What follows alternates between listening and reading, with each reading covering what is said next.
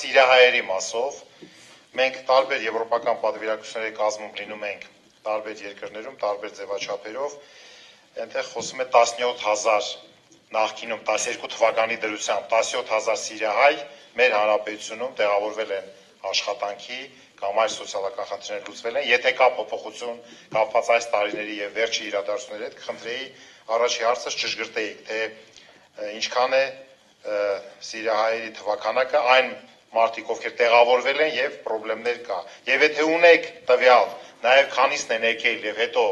հեռացել Հայաստանից, նույնպես դրա մասին ասեք։ Սա մեկ։ Երկրորդը, կապված Կոսմե ծրագրի շրջանակների ՓՄԶ-ի մասով։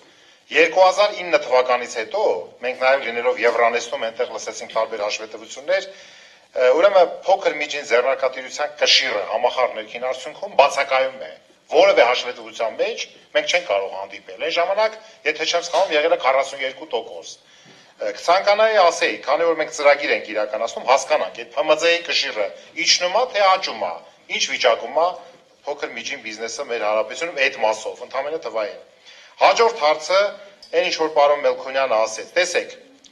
կան մեզ մոտ այսպես կոչված արևմտամետ քաղաքական ուժեր մոտեցումներ ունեցող եւ կան ովքեր որ կողմ են եվրասիականը եւ կա որոնք եվրասիականում լինելով կողմ են որ միասին եվրոպական արժեքներ նաեւ հետագայում հասնենք դավանենք։ Այ ինչ եք կարծում, եթե այն ինչ որ ասեց պարոն Մելքոնյանը եւ դուք, ես ուզում եմ որ չափելի տեսքի բերենք։ Օրինակ, մենք անդամակցել ենք Եվրասիական տնտեսական միությանը, Տիկին Զոհրաբյանը ճիշտ ասեց, դրախերը դեռևս չենք տեսել, հա, եւ դուք ասում եք, որ ունենք GSP+ եւ իրավական համապարփակ փաստաթուղթ են քննարկում, այ եթե սենց այդ 6400 անուն ապրանքները ասեց, ես կարծում եմ ամբողջ թեթևարդյունաբերական արտադրանքը մտնում է դրա մեջ։ Հիմա եթե սենց իրար հետ հատույթի, ծածկույթի բերենք, ինչ պոզիտիվ, ինչ վնասներ են կրել եւ ինչ օգուտներ են կրում։ Այսինքն այս փուլում մենք լինելով Եվրասիական տնտեսական միության անդամ, բայց այսպես կոչված հաջող բանակցելով Եվրամիության հետ ունենալով պոզիտիվ որոշակի արդյունքներ, ինչ շահեցինք, ինչ տուժեցինք եւ վեկտորը ուրա տանում, ասենք 3 տարի հետո ուր ենք հասնելու այդ մասով ես կխնդրեի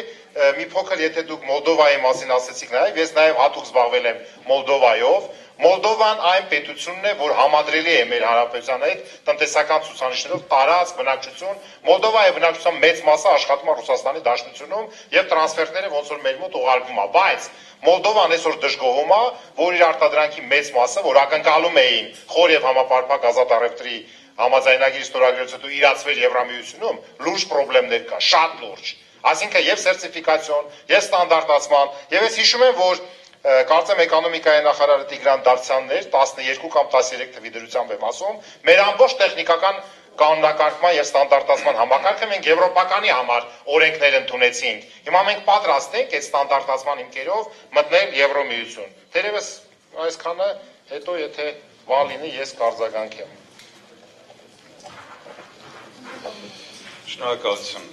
հարցերի համար, փորձեմ հերթով ուրեմն պարզաբանել կամ ներկայացնել մեր դիրքորոշումները, ինչ վերաբերում է սիրիահայերին, եթե թույլ տաք այդ հարցից սկսենք։ Հայաստանում Սիրիայից ժամանած ուրեմն մեր հայրենակիցներին ցուցաբերած աջակցությունը եւ ինտեգրվել են ուղղված քայլերը եվրոպական ու առհասարակ միջազգային հանրության կողմից բավականին բարձր է գնահատվում։ Մենք պաշտոնապես մի քանի առիթներով հնչեցրել ենք 20,000 թվի մասին, այդ է այս պայդրությամբ եւ այդ թվերը հնչեցնելիս մենք բնականաբար հիմք ենք ընդունում շահագրգիռ մարմնի կողմից տրամադրված այս դեպքում միգրացիայի փաստականների վարչության կողմից տրամադրված տեղեկատվության հիման վրա ինչու է տատանվում դա 17 եւ 20-ի միջեւ բնականաբար մեր հայրենակիցների միջեւ կան նաեւ տրանզիտ Հայաստանում, այսինքն տրանզիտ օգտագործող կամ ժամանակավոր բնակվող կամ այլ երկրներ մեկնածներ, բայց հիմնական մասը բնականաբար 17,000-ը, որի մասին դուք հնչեցրեցիք, այսօր բնակվում են Հայաստանում եւ կառավարությունը, ԱԳՆ-ն, մի շահագրգիռ գերատեսչությունը գիտեք նաեւ որ գործում է միջգերատեսչական հանձնաժողով Սփյուռքի նախարարության ուրեմն համակարգմամբ եւ սա մի խնդիր է, որ գտնվում է նախագահի եւ վարչապետի ձևերուն ուշադրության կենտրոնում, արվում է ամեն ինչ տոտափելու համար նրանց խնդիրները կամ դյուրին դարձնելու համար նրանց սոցիալ-տնտեսական ինտեգրման հարցերը։ Ուրեմն թվականակի վերաբերյալով շատ չձգեմ հարցի պատասխանը, ես խորհուրդ կտայի, որ նաև խորհրդակցեիք պարոն Եկանյանի հետ, բայց մեր ունեցած տվյալները դա այն է, որ ընդհանուր թիվը կազմում է 20,000 սիրիահայերի կամ Սիրիայի ժամանած փախստականների։ Հաջորդ հարցը ես կանդրադառնայի ուրեմն չափելի տեսք բերելու ձեր առաջարկությանը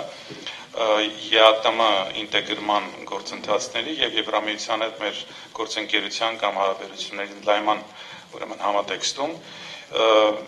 ինչ օգուտ տվեց մեզ ԵԱՏՄ-ն, դրա մասին խոսվել է, մենք փորձեցինք եւ կարծես ստացվում է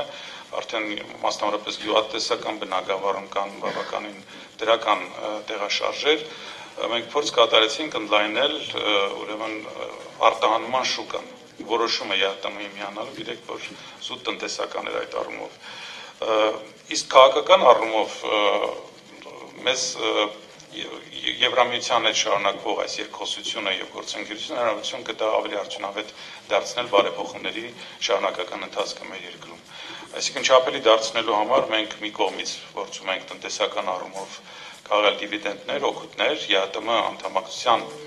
պարագայում, իսկ Եվրամիության հետ հարաբերությունների համատեքստում խնդիր է դրված ավելի ընդգրկուն դարձնել բարեփոխումների գործընթացը մեր երկրում։